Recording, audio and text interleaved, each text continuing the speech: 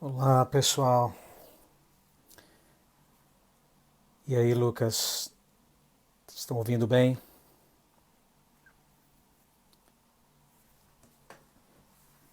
Mais alguns minutinhos aí, nós vamos estar iniciando.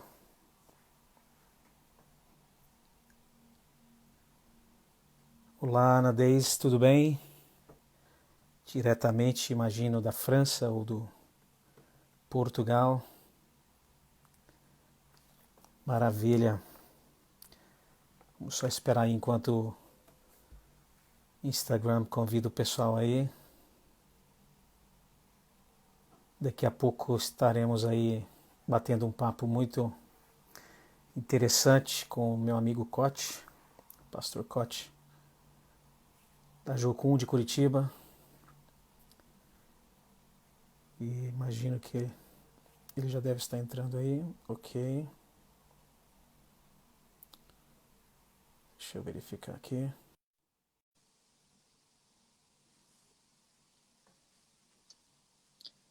Daqui a pouco ele já estará entrando aqui. Olá, meu querido! E aí, meu amigo, tudo bem? E aí, pastor Anderson, como é que você Pô, está? Quanto tudo. tempo, né? Pois é, já tem um tempinho, né?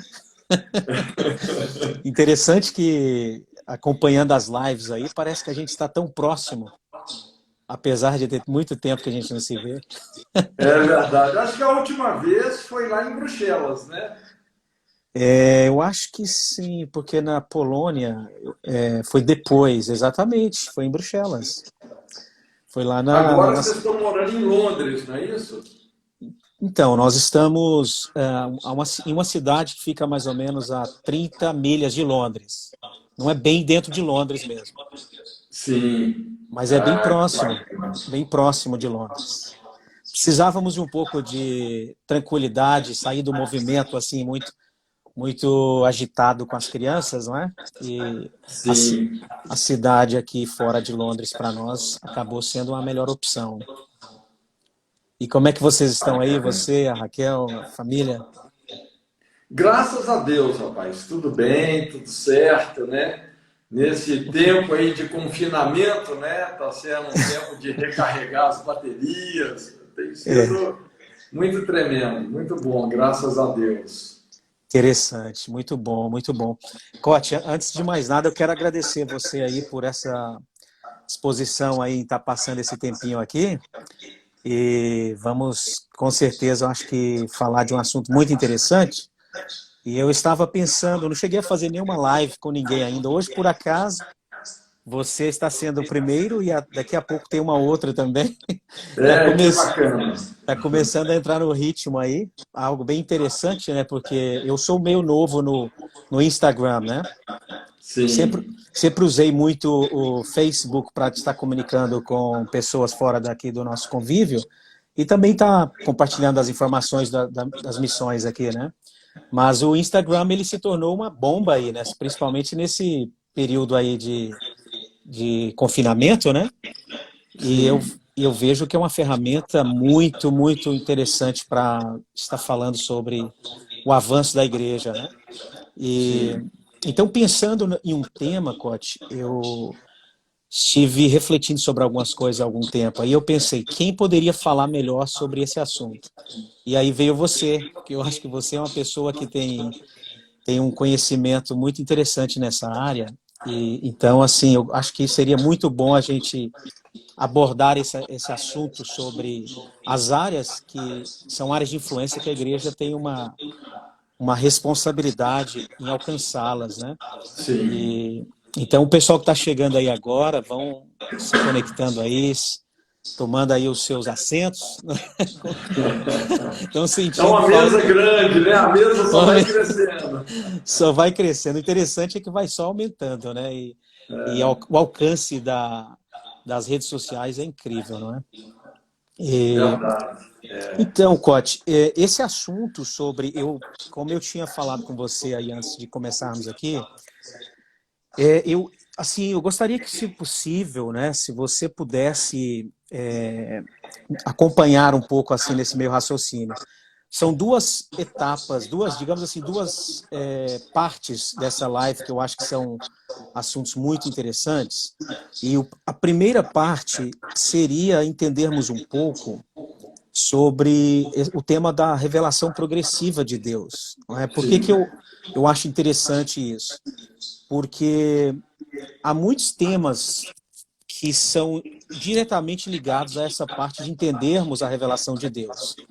Por exemplo, a questão que tem se falado muito ultimamente da situação do vírus, qual o impacto que isso tem no mundo, qual a visão da igreja com relação a isso, a questão espiritual por trás disso, qual é a visão da igreja em relação ao que está acontecendo. Alguns vão para o extremo escatológico, né, e falam muitas coisas por aí, mas a gente sabe que precisamos de um certo equilíbrio, mas ao mesmo tempo ficarmos atentos, não é o que Deus está falando.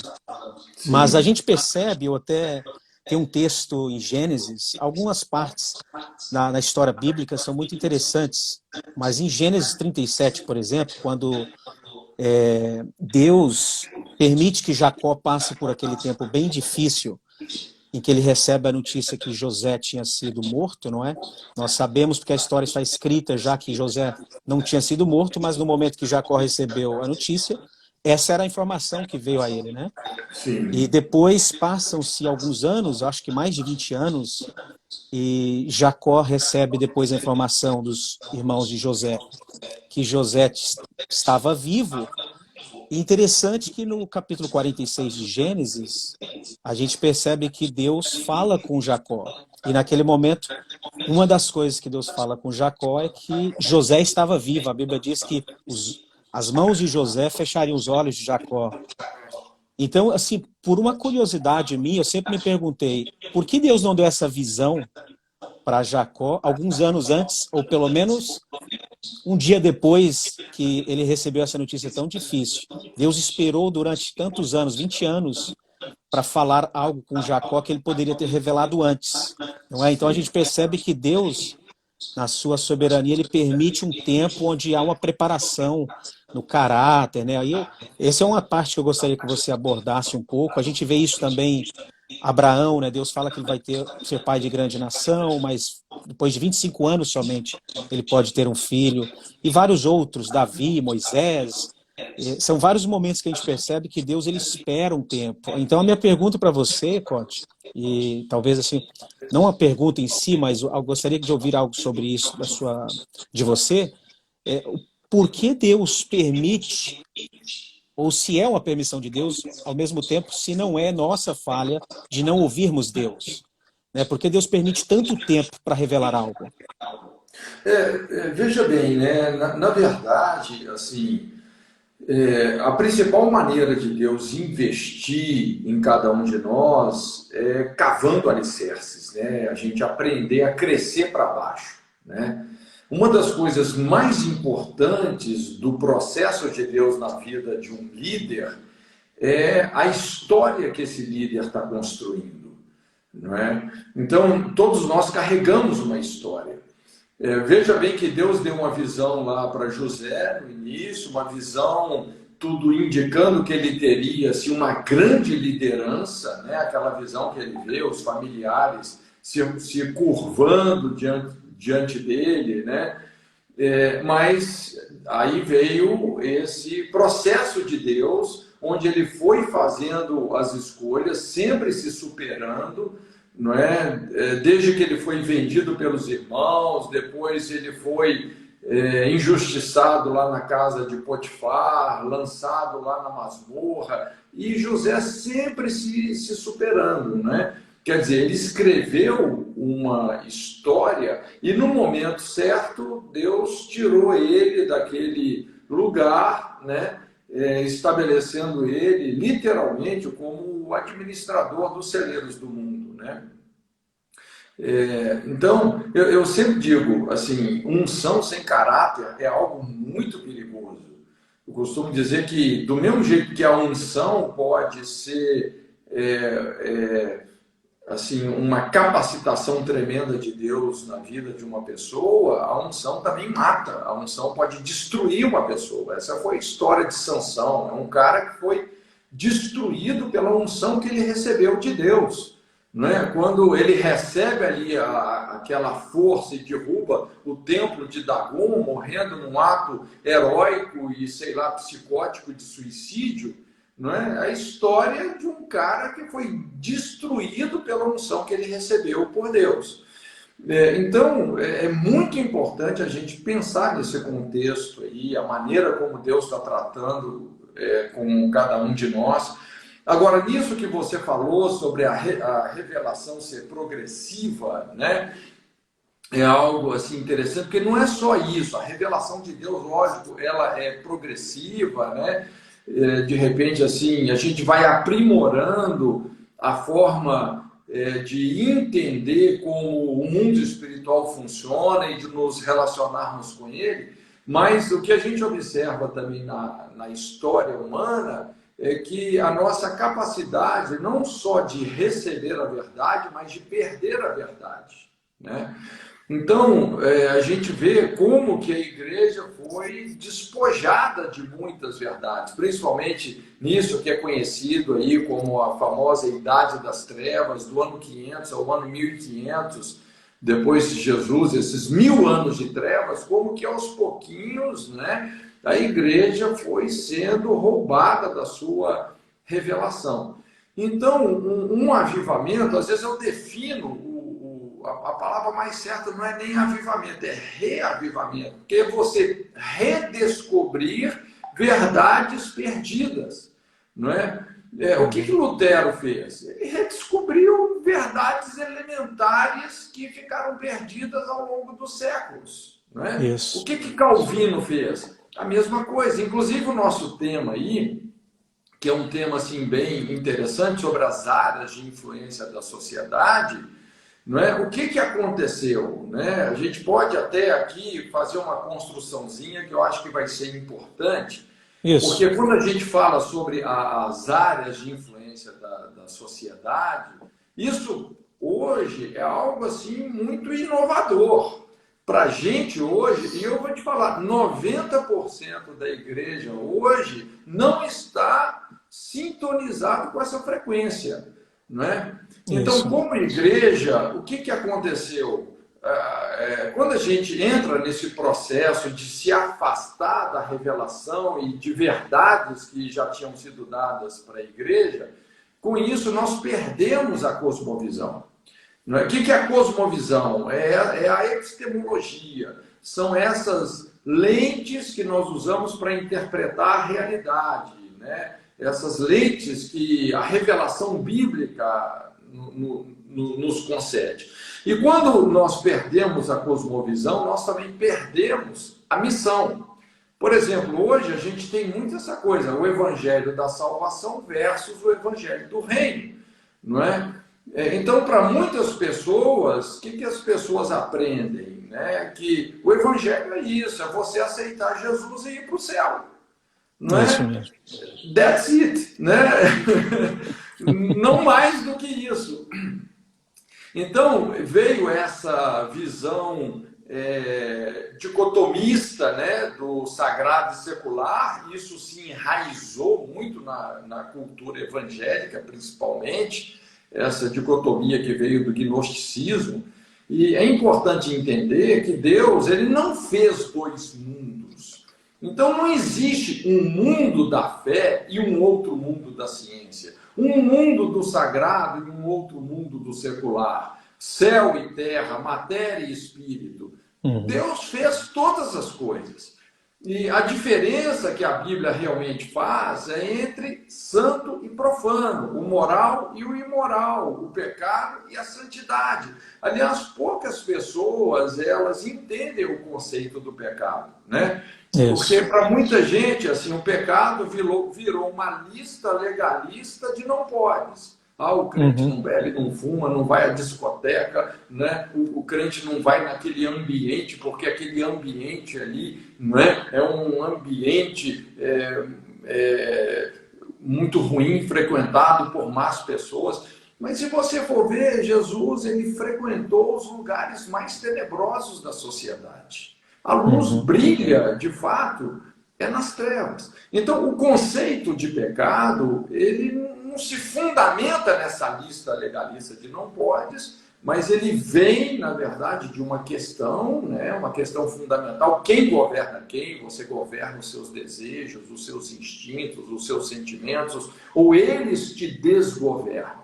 Porque quando você não tem essa responsabilidade de lidar com toda essa potencialidade que Deus colocou em nós de desejos e sentimentos, nós começamos a violar a lei do amor. Começamos a prejudicar pessoas. Sempre que você faz uma escolha egoísta, isso vai causar um prejuízo para alguém, né? Então, é muito importante a gente entender o conceito de pecado, né? Porque essa é a diferença que Deus faz, o que é santo e o que é profano. Não é? A questão não é o secularismo em si, a questão são os valores impostos por esse presente século, ou esse tempo que nós vivemos. Não é? É isso que Paulo fala, que nós não podemos nos conformar, porque infelizmente a grande maioria das pessoas que estão vivendo nesse tempo, não é? Elas nem sabem onde tropeçam, né? Estão andando em trevas. Então, o que acontece? De um sacerdócio levítico lá no Antigo Testamento, e aliás, esse é um problema, assim, quando as pessoas começam a separar Antigo e Novo Testamento, como se o Antigo Testamento tivesse caducado. O Novo Testamento substituiu o Antigo Testamento. Rapaz, é uma coisa assim, muito imatura, assim, é uma judiação. Porque, assim, os conceitos mais importantes para você restaurar os alicerces de uma nação, os alicerces de uma sociedade, eles não estão no Novo Testamento, eles estão no Antigo Testamento. São princípios morais poderosos, não é? Então, nós precisamos de recuperar esse entendimento. Então, de um sacerdócio levítico, nós passamos por um sacerdócio universal em Cristo, onde a identidade vocacional ela é sagrada, né? Então, assim, quando a gente fala sobre a reforma é muito ampla. Veja bem, foram 95 teses lá de Lutero, fora os desafios que outros reformadores, principalmente o Calvino, mas muitos outros, né, trabalharam. Calvino transformou Genebra, que na época era conhecida como a cidade fedorenta, porque só tinha bêbado, prostituição, não é? A cidade era mal cheirosa. E Calvino transformou Genebra num dos modelos de cidade mais civilizada da época, né? Isso. Então, na Reforma, houve um reavivamento do sacerdócio universal. Inclusive, Calvino ele dizia assim: os céus estão nos assistindo. Olha só, o que ele queria dizer com isso? Não é? Que servir a Deus não é só naquelas 2 horas de culto, mas a nossa profissão, a nossa vocação é sagrada. E quando nós desempenhamos o nosso ofício, a nossa profissão para servir ao próximo, tendo essa consciência de que os céus estão nos assistindo, quer dizer, a sua vida, ela assume um outro protagonismo, porque você está fazendo para Deus. Não é? Os céus estão nos assistindo. Inclusive, ele foi um cara que criou o conceito do segundo. Ele fala, olha, cada segundo conta para Deus. Cada segundo dessa vida vai ser projetado na nossa eternidade. Então, viva intensamente para Deus, a sua profissão é sagrada, não é? Trabalho é adoração, o seu trabalho, o seu chamado, a sua vocação é a principal maneira de você adorar a Deus Então, veja bem que ele trouxe assim, um reavivamento desse conceito de um sacerdócio universal, que é o que a gente vê lá nas origens. Quando você estuda lá, eu sou apaixonado pelo livro de Levíticos, né? Então, quando você estuda Levíticos, você percebe ali, é um livro que traz muita informação sobre esse conceito do sacerdócio. Para a gente hoje, talvez por causa da influência católica, quando você fala assim em sacerdócio, o que te vem na sua cabeça? Ah, um padre com a roupa preta. É isso mesmo. Rapaz, é uma coisa bizarra. Assim, conotação errada, né? Isso, mas distorcida. O sacerdócio na Bíblia, rapaz, é um negócio tremendo.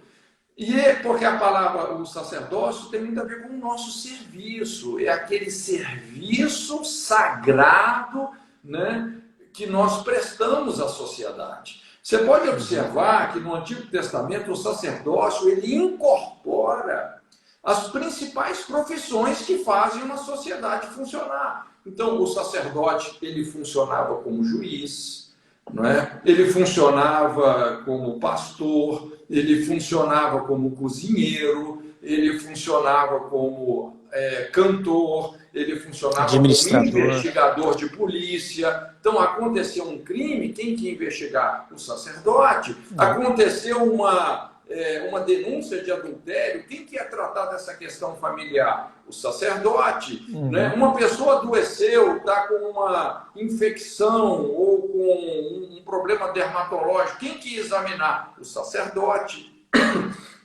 Então, veja bem como que Deus sempre usou essa linguagem que o nosso trabalho, o nosso ofício, o nosso chamado, a nossa identidade vocacional é algo profundamente sagrado. E a igreja perdeu essa cosmovisão, não é? Inclusive, ela passou a fazer essa diferença, né, entre sagrado e secular. Por exemplo, se eu sou um pastor e prego o evangelho, então o que eu faço é sagrado. Se você é um engenheiro, é um médico ou qualquer outra profissão, então a sua profissão é secular e a minha profissão é sagrada. Rapaz, nada mais antibíblico do que isso, né? Então, realmente, a gente precisa de uma mudança, né? O que aconteceu? Com a reforma, não é?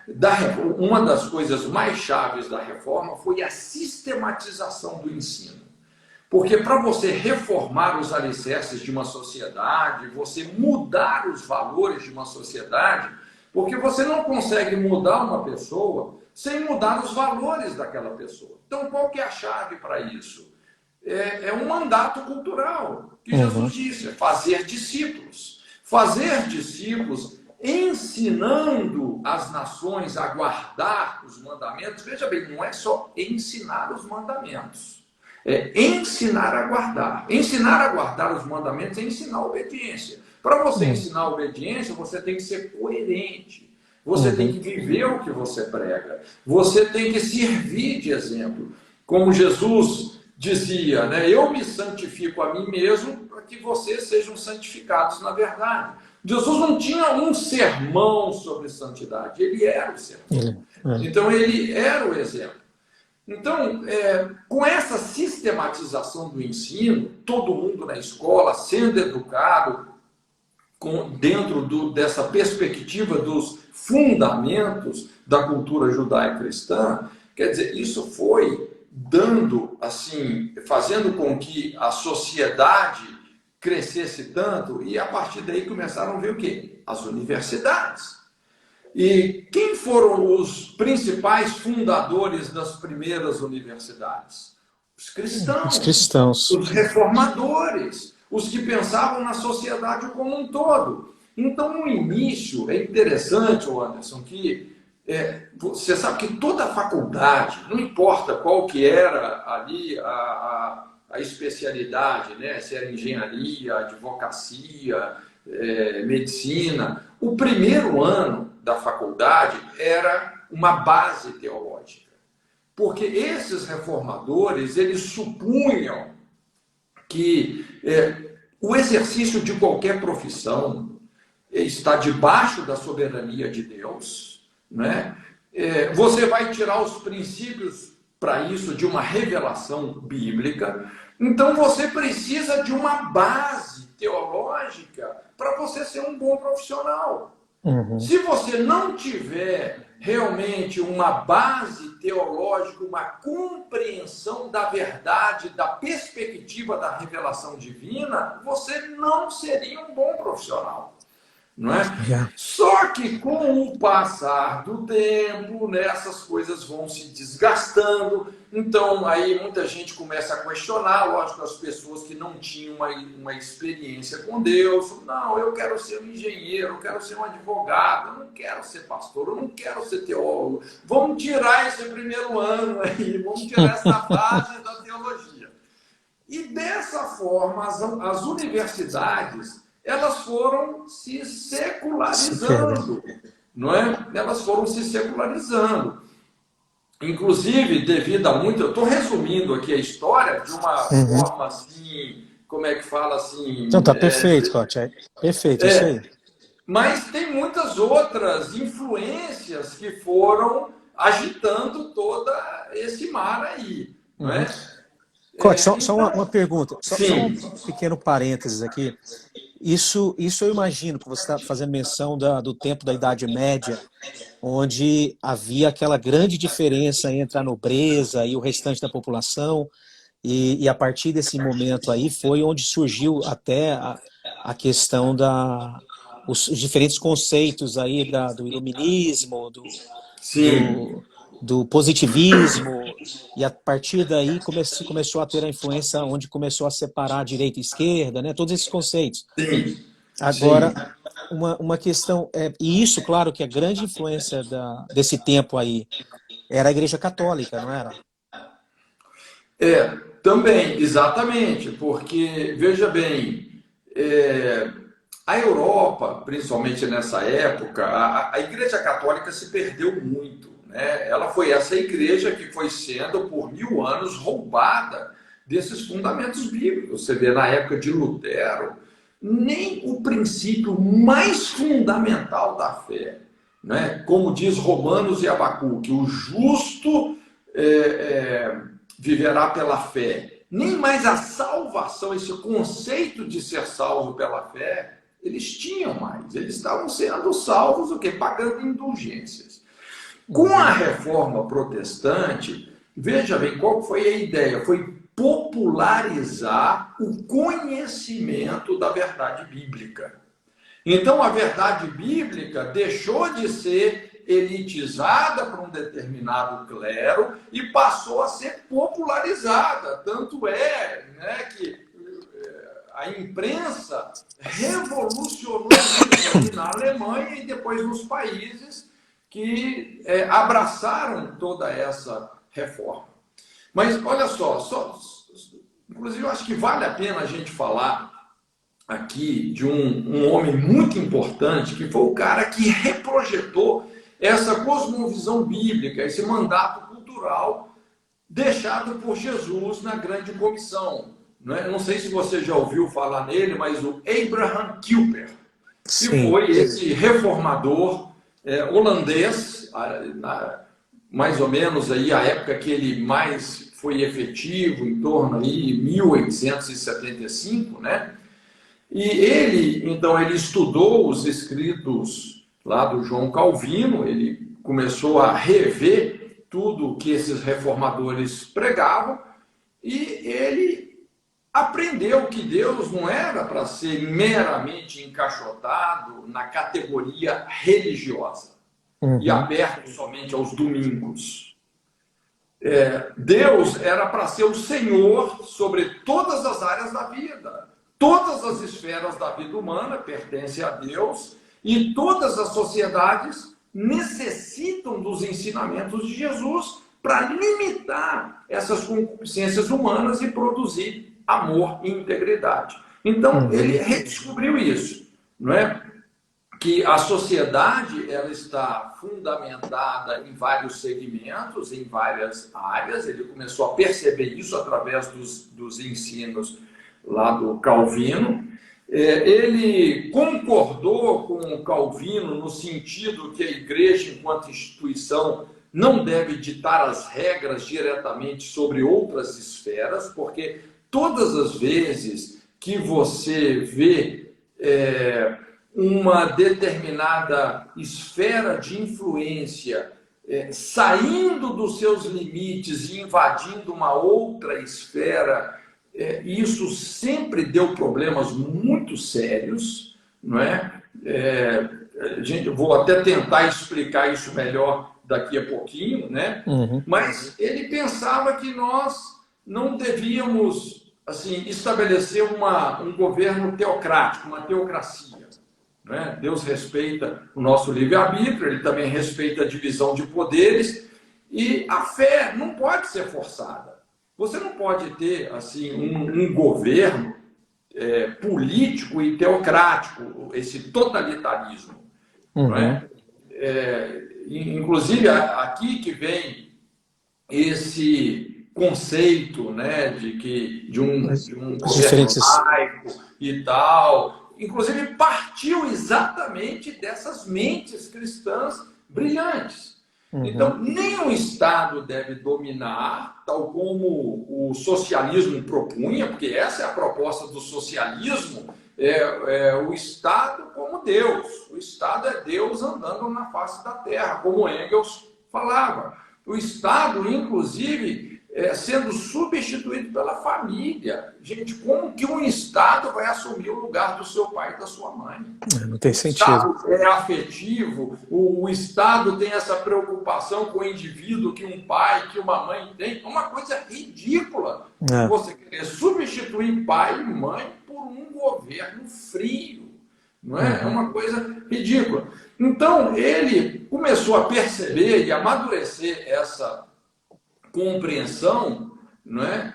Que Deus ele designou pessoas para agirem especificamente em cada uma dessas esferas, com autoridade limitada a elas mesmas. E todas essas áreas submissas a Deus. Inclusive é interessante ali eu tenho meditado muito nesse texto, né? Quando os herodianos, os fariseus queriam ali fazer uma armadilha para Jesus, perguntando a Jesus se tinha que pagar imposto ou não, e Jesus pede a moeda, né, o denário, e ele pergunta assim, ó, de quem que é a face que está aqui nessa moeda? Né? Aí eles respondem, ó, é de César. Então, aquela declaração... É a César o que é de César e a Deus o que é de Deus. O que é de César, o que é a Deus o que é de Deus. Ou seja... Não é? Veja bem que Jesus ele está reafirmando exatamente isso. Ele está dizendo, ele está reconhecendo como ninguém antes tinha reconhecido a importância de um governo civil, não é? Inclusive assim eleito pelo povo. Ele está reconhecendo isso, né? César tem uma jurisdição, não é? Então a imagem de César está ali no dinheiro. Mas e em nós? Que imagem que está em mim e você? Não é a imagem de César, é a imagem de Deus. Isso. Então, a questão não é só dar a César o que é de César, mas é dar a Deus o que é de Deus. Então, aqui tem duas esferas, né? A esfera do governo, mas tem uma esfera, vamos dizer, que diz respeito a Deus, que é soberana sobre todas as outras. Por exemplo, a partir do momento que um governo começa a estabelecer leis, impor um regime que fere a imagem e semelhança de Deus no ser humano, esse governo precisa de ser resistido, ele precisa de ser limitado. Entende? Porque dai a César o que quer dizer, mas dai a Deus. Contrapartida tem que honrar a Deus no momento. Exatamente. Então, esse entendimento do Kuyper, depois, lógico, ele foi sendo melhor elaborado, né? Mas a gente vê isso na Bíblia, essa divisão, por exemplo, entre os profetas, sacerdotes e reis, né? Eu gosto muito assim dessa base, porque isso nos mostra aí três áreas, né? Você vê a Bíblia dividindo a sociedade em três áreas fundamentais, né? Governo civil, e o ministério profético e o ministério sacerdotal. Hoje a gente tem executivo, legislativo, judiciário, mas o Kuyper, Abraham Kuyper, ele enxergou 5 esferas diferentes. Né? É bom a gente colocar isso aqui para depois chegar nessas esferas que hoje alguns falam 7, 8, 7, 9, tem gente 8. que fala sobre os 7 montes, né? Mas ele enxergou 5 esferas. Olha que coisa interessante. Primeira esfera, autogoverno. Cada indivíduo é intrinsecamente responsável diante de Deus. Rapaz, esse paradigma é a chave de tudo. É responsabilidade pessoal. Você não consegue discipular uma pessoa sem responsabilizá-la. Enquanto uma pessoa ela começa a enxergar que a mudança está fora dela, ela já está com um paradigma errado. Então ele falou, olha, a primeira esfera de autoridade é o autogoverno. Segunda esfera de autoridade é o governo familiar. Então os pais têm a responsabilidade primordial pela educação e ensino dos seus filhos. A terceira esfera que ele enxergou foi o governo eclesiástico, né? Gerenciando afazeres da igreja, da liderança, a disciplina eclesiástica, etc. A quarta esfera, o governo civil, não é? Que o governo civil foi dado, vamos dizer assim, um mandato divino, inclusive de exercer a força com ordem para conter efeitos da condição caída do ser humano. Então, vamos dizer, uma pessoa, um assassino. Puxa, quem que vai parar um assassino? Não pode ser um indivíduo comum, tem que ser um governo, não é? Você precisa de uma força que vai garantir a proteção da sociedade.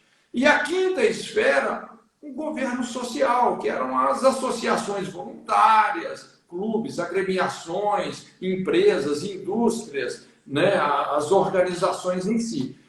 Então ele colocou essas 5 áreas, estabelecendo que para cada uma dessas áreas, vamos dizer, existe uma competência bíblica, existem princípios, existem verdades que precisam de ser praticados. Essas áreas não deveriam invadir as outras, mas ter um relacionamento, né? Ter um relacionamento. Por exemplo, toda vez que a igreja, enquanto instituição social, se intromete naquilo que diz respeito ao Estado, você começa a ter uma opressão religiosa. Não é? Que é o que acontece, por exemplo, num Estado islâmico, onde você confunde o sistema religioso com o sistema político. Então, um país islâmico, se você fala assim, eu não quero ser um muçulmano, olha, essa não é só uma decisão religiosa que você está tomando. Você está tomando uma decisão antipolítica. Se você fala, eu não quero ser um muçulmano, rapaz, você vai ser duramente retalhado e prejudicado pelo governo, por essa decisão que você está tomando. Tem implicações sérias. Imagina, vamos ter um presidente evangélico no Brasil e esse presidente agora vai impor a fé evangélica sobre todo mundo. Quem não quer ser crente, vamos jogar na fogueira. Isso mesmo. Dá problema. Você vai usar o nome de Deus para fazer muita injustiça. Não é? Inclusive, o que aconteceu na época da Inquisição. Não é? Só um ganchinho. Uma ferida que até hoje sangra na Europa. Né? Sobre essa questão que você falou do Abraham Kuyper, eu imagino que na situação dele foi muito delicada, porque ele era também um primeiro-ministro, não é? Ele se tornou autoridade máxima no país. Olha só, ele foi pastor de igreja, mas esse cara, inclusive, ele era envolvido com a área de jornalismo, ele era empresário, comunicação, jornalista, ele escrevia colunas com teor político, de relevância importantíssima, influenciando a política com valores e verdades cristãs. E esse cara, ele causou tanto impacto benéfico, ele é reconhecido como o maior reformador da história da Holanda. E os ensinamentos dele estão no mundo inteiro, é impressionante. E outra coisa interessante, Cote, é que ele foi muito influenciado por Calvino, não é? Você mencionou Calvino. A Muito. grande influência na vida dele foi Calvino. Conexões aí, né? Ele foi um redescobridor das verdades redescobertas por Por Calvino, Calvino. principalmente. Isso Entendeu? mesmo. É o que eu falei, essa capacidade que nós temos de perder a verdade, de perder a revelação, de nos apostatar. Não é? Esse aqui é o problema. Né? Então, assim, essa sacada dele das áreas de influência com restrições e limitações, rapaz, é a melhor maneira, é a maneira mais bíblica de uma sociedade se organizar. Não é? Por exemplo, se a igreja se intromete na esfera da família, imagina se eu, como pastor, começo a impor como que você vai criar os seus filhos. Rapaz, eu vou ter uma seita. Eu vou ter uma seita. Entendeu? O que é uma seita? É quando um pastor se sente no direito de abusar da autoridade dos pais, não é? Ou da liberdade que cada um de nós temos. Você vai ter aí uma seita, né? Então, assim, esse entendimento sobre essas esferas de autoridade é muito chave. E hoje nós estamos exatamente nesse processo. Eu acredito, como você falou, né, a revelação é progressiva, a gente vem redescobrindo uma série de verdades que foram perdidas, não é? Quando você vê do ano 1800 para cá, por exemplo, eclesiologia multiministerial, né, a pluralidade ministerial que a gente tinha perdido, a gente vem recuperando, o entendimento de missões, essa responsabilidade de missões mesmo reavivou do ano 1800 para cá, não é? O batismo com o Espírito Santo, né? Então uma série de coisas vem sendo, uma série de princípios e verdades vem sendo redescobertas. E dentre elas, né, agora nós estamos quebrando essa forma aí, essa dicotomia gnosticista de sagrado e secular, né, e ensinando essa geração realmente que a vocação, que o chamado é sagrado. Inclusive aqui tem um ponto, sabe, Anderson, eu até assim na aula de depressão eu ensino muito sobre isso, porque uma das principais causas de depressão hoje é a falta de objetividade vocacional. Às vezes o cara está envolvido numa profissão ou num trabalho, num serviço, num emprego que ele detesta fazer. Né? Ele está totalmente deslocado da identidade vocacional. Eu costumo dizer, ministério, profissão, não é o que você faz, é quem você é. Isso. Não é você que escolhe o seu dom, é o seu dom que te escolhe. Não é? Eu não acredito numa predestinação para a salvação, mas eu acredito numa predestinação para a vocação. Então, existem dons que estão em mim, que estão em você, que vão, vamos dizer, nos conduzir a encaixar num determinado tipo de serviço. Lógico, tem uma abrangência dentro disso, né? E quando a gente começa a reensinar, puxa vida, que o seu chamado é sagrado, que é importante você descobri-lo, não é? Que é importante você conhecer sua identidade vocacional, que a partir do momento que você conhece a sua identidade vocacional, você pode também perceber a brecha da geração que você tem que fechar. Isso. Tem essa necessidade, tem essa brecha. E olha, Deus me deu esse recurso, eu tenho um chamado para isso. Então, cada um no seu lugar, você, né? Converge, não é, a sua inteligência vocacional, a sua competência vocacional com aquela brecha da geração que Deus quer que você feche, rapaz, você vai ser relevante. Nossa, impactante. Você vai mudar a história dessa geração, não é? Então, eu penso que hoje a gente precisa de um trabalho muito de perto, principalmente com os nossos universitários, né? porque eles, infelizmente, assim, estão sendo muito desvirtuados em relação a esse entendimento. Mas, de uma maneira geral, né, quando a igreja começa a perceber essas coisas que nós estamos conversando aqui, quando a gente começa a fazer essa circuncisão da mente, do coração, numa perspectiva ministerial, as pessoas entendem isso daqui, rapaz, a vida dela vai ganhar um outro sentido. Ela vai perceber que o evangelho não é só um ticket para entrar no céu, não é só o evangelho da salvação. O plano de Deus tem a ver com a terra. Não é? O que é Apocalipse? Apocalipse não é o fim do mundo. Apocalipse é a redenção da terra.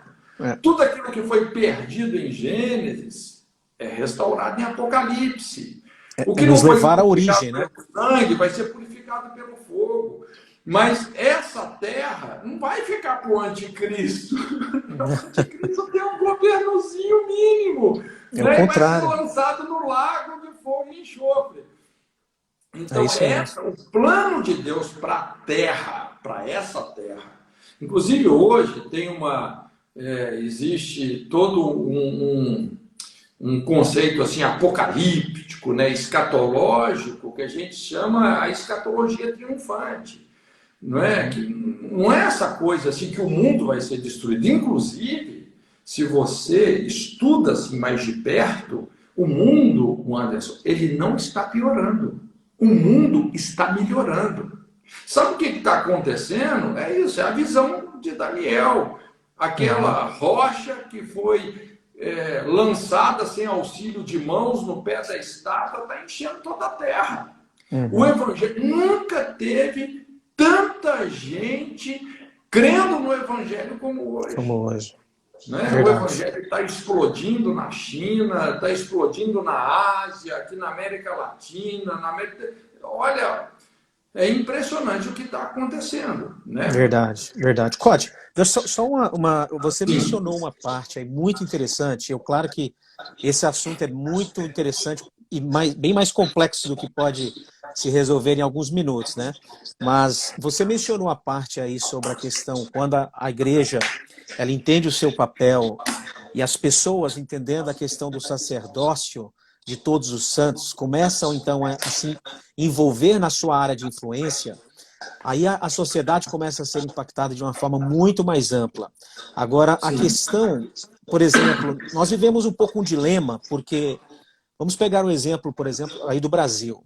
Essa atual situação político-partidária aí que tem causado muito transtorno na vida de muita gente, né? Porque a gente percebe que a situação atual está muito mais voltada à situação política do que o problema da saúde em si, mas a gente percebe que isso é muito mais profundo, né? Se nós vamos um pouco às raízes de toda essa estrutura política, principalmente em países como o Brasil, nós vemos aí essa separação entre o lado progressista e o lado conservador, né? Um grupo que busca mais para o lado dos lados progressistas, o outro conservadores, e isso tudo, claro, tem uma influência grande em todas as esferas. Uma principal seria a educação. Você mencionou os jovens universitários, e nós percebemos que as universidades e escolas no Brasil têm uma grande influência que vem de gerações já, desse lado progressista, esse lado mais esquerda, né? Sim. Que influenciou de uma forma muito grande. O grande problema que eu vejo, o dilema aí, é que... Porque, olha só, Wanda, o progressismo, ele não está só na esquerda, ele vem da esquerda, tá? Mas ele também tem uma grande representatividade na direita, né? Hoje, isso parece ser contraditório. Imagina, você tem um conservador progressista. Que é progressista. É o cúmulo da contradição. Mas é isso, a gente tem conceito, porque os caras são conservadores na economia, não nos valores. Exato. Quando pensa em renda, em lucro, aí interessa. George Soros, o Bill Gates, os caras eles são conservadores na economia. Mas nos valores, os caras eles são piores que os esquerdistas. né? E o que aconteceu na nossa política é isso, a política, infelizmente, ela virou um departamento do inferno. Por quê? Porque a igreja abandonou essa área.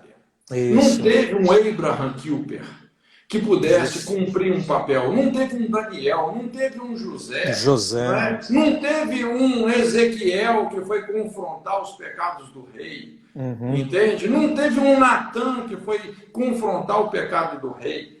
Entende? Então se Exatamente. tornou assim um departamento do inferno a nossa política. E essa dicotomia entre sagrado e secular reforçou isso. Reforçou. Então, é aquela velha. De onde veio o conceito do idiota? O que é o idiota? É o cara que Não não se se preocupa importa com com política. política, é o cara que se aliena. E se você não se importa com política, você vai ser governado por quem se importa. Né? E é o que está acontecendo. Aí depois você vai reclamar que o seu filho chegou na universidade, agora ele virou gay, virou lésbica, virou não sei o quê, não é? Por causa de uma imposição política, partidária, não é? É um esquerdismo ali como ideologia de uma forma massificada. Então, nós precisamos de reverter esse quadro, não é? A política é o principal campo missionário hoje, o Anderson. É o principal campo missionário. Assim, a minha pegada, por exemplo, eu não tenho um viés partidário, cara. Eu sou, de certa forma, assim, isso não está em mim. Eu não quero saber participar de partido político e tal, mas esse papel sacerdotal e profético, eu tenho que estar nessa arena. Eu estou nesse campo. Esse é um campo de batalha. Que influencia todas as outras áreas, né, Cote? Lógico! Todas as Mas é outras lógico, áreas. porque a área do governo civil, ali, né, quando a gente fala governo, no nosso caso aqui no Brasil, que a gente tem aí o executivo, legislativo e judiciário, se você corrompe essas instituições, rapaz, você está condenando toda uma geração à miséria. Ali no legislativo, nós estamos transformando em leis valores que têm o poder de destruir uma civilização. Isso. Então, se a igreja não entra realmente nessa brecha, nessa lacuna, rapaz, nós estamos muito longe de cumprir o mandato cultural de Jesus, que é discipular as nações. Isso, isso. Eu queria muito entrar nesses assuntos aí também, Cote, mas eu vi que o tempo vai tão rápido. Porque, voltando àquela questão dos universitários, eu acho que tem muitos jovens aí também que podem estar nos ouvindo, e eu acho que é interessantíssimo nós mencionarmos pelo menos um pouco aí sobre essa... Porque tudo está ligado, né? Como você disse, as coisas estão interconectadas. E o grande problema que nós vivemos, por exemplo, a questão da família. Vivemos em uma sociedade hoje onde as mulheres, por exemplo, estão muito... A demanda para que elas alcancem o mesmo nível dos homens está muito alta, está aumentando muito. Então, a família está sendo muito afetada, as crianças estão sendo educadas pelas escolas. E aí, o grande problema é que as escolas são influenciadas pelo marxismo e todas essas influências que tem esse histórico mais profundo aí. E, no final, essas crianças que não foram educadas pelos pais com princípios bíblicos vão para as universidades e elas querem comprar uma causa que nem elas mesmas entenderam. E olha só, Anderson, é pior do que isso, que hoje nós temos a síndrome da infância desprotegida, porque não é só que essas crianças são deseducadas, às vezes elas estão sendo abusadas, né? Elas estão desprotegidas. Essa fase, essa primeira infância, principalmente, olha, quem tem que cuidar de filho é pai e mãe, principalmente a mãe, né? Porque o pai realmente é o caçador, é aquele que sai para trazer o sustento para casa. Então, assim, nessa ideia, nesse sofisma, a mãe fala, vou ter um emprego também para ajudar no orçamento, né? Às vezes a pessoa está ajudando no orçamento e está destruindo, está sacrificando o filho, entendeu? Então, assim, essa é uma discussão hoje extremamente séria. Eu digo isso porque na área do aconselhamento, rapaz, a gente lida com essas histórias de perto, a gente interage com esses bastidores aí. Toda a situação, né? Cote, uma pequena pergunta. Qual que seria a sua visão aí com relação à forma que a igreja deve operar aí, deve se programar? A gente percebe que vai haver um grande mover de Deus, que vai tocar muitas nações, mas o Brasil, de uma forma especial, está sendo invadido aí por esse mover de Deus e que vai ser muito mais intenso nos próximos anos e décadas aí. Qual seria o papel da igreja para entender isso aí e, de repente, preparar os missionários de uma forma diferenciada? Porque antes você mesmo mencionou a separação, a dicotomia do Sim. sagrado e secular, então dizia-se assim, você tem chamado, deixa tudo que você estava fazendo e vai Isso. cumprir o seu chamado, não é? No É. trabalho, no estúdio, e vai para o campo missionário. Mas como nós poderíamos ver isso aí trabalhado na igreja hoje, atual? Então, olha só, hoje esse paradigma de missões sofreu uma mudança profunda, isso que nós estamos falando. A Jocum mesmo, uma das maneiras da Jocum funcionar, a Universidade das Nações, são 8 faculdades, cada faculdade numa área de influência da sociedade, treinando as pessoas, treinando os jovens a redescobrir essas verdades, princípios, valores para cada uma dessas áreas, né? Tem gente que vai trabalhar na área da família, da educação, artes, entretenimento, na política, não é? E por aí afora, entendeu? Então, tem lugar para essas pessoas que querem até se abster de tudo isso e estar trabalhando de tempo integral como missionário, assim, nesse sentido? Tem, né? Em projetos sociais, projetos mais dedicados assim. Mas o conceito de missões hoje mudou muito realmente nesse sentido, não é?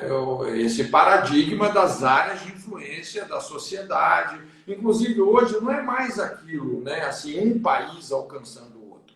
Hoje, né, em missões a gente fala assim de todos para todos. Você vê missionários de todos os países, né, alcançando todos os países, o mundo se globalizou, mudou. Agora nós temos uma mudança drástica, principalmente com essa pandemia, está inaugurando isso. As distâncias do ID encurtaram. Nós estamos numa live. Você tá aí na Inglaterra, eu estou aqui no Brasil. Não é? Tem posts meus que estão chegando lá no Japão, tem posts seus que estão chegando lá na Argentina. Então, assim, hoje, as ferramentas que nós temos para discipular a nossa geração, rapaz, são impressionantes. Isso é muito de Deus. Então, a gente tem que estar sempre nessa vanguarda, né? Missões, esse ministério apostólico é um ministério de vanguarda, né? O apóstolo é o pioneiro. É o cara que cruza fronteiras que ninguém nunca cruzou. É o cara que tem ideias que ninguém nunca teve. Não é só você cruzar uma fronteira geográfica, mas é você cruzar uma fronteira estratégica, não é, teológica. Então, são os missionários, dentro de um empreendimento. Então, essa geração, principalmente aqui no Brasil, olha, é uma geração muito apostólica nesse sentido, né? Coisas que os olhos não viram, os ouvidos não ouviram, nem tampouco subiu ao coração humano. É impressionante como Deus tem trazido essas coisas aqui no Brasil. Eu tenho muita fé na igreja brasileira. Amém. Eu também, Cote, eu também. E eu estou vendo que o tempo está acabando. Tem 1 minuto. Parece que tem uns 5 minutos que a gente estava conversando aqui. Que é isso? Pois é, rapaz, voa, né? Voa muito rápido. Mas, Cote, foi muito bom mesmo. Infelizmente o tempo aqui não permite muito mais. Mas eu quero marcar uma outra com você em breve aí, para a gente continuar esse assunto que é muito interessante. Vamos sim. É um assunto muito rico. Eu acho que a igreja, no momento, precisa se voltar para esse tema, entendeu? Porque nós vamos ser enviados para todas as áreas da sociedade aí. Então, Cote, você tem 30 segundos, 35 para dar as suas considerações finais aí, por favor. Gente, eu quero agradecer a todo mundo que esteve conosco aí. Muito bom estar nessa mesa com vocês. Deus abençoe a todos. E seja muito sensível àquilo que Deus quer fazer nesse tempo através da sua vida. Deus abençoe. Amém. Deus abençoe. Beijo no coração. Igualmente. Deus abençoe o Anderson. Um abraço, hein? Querido. Um abraço, fiquem na paz. Até mais todos aí. Deus abençoe a todos.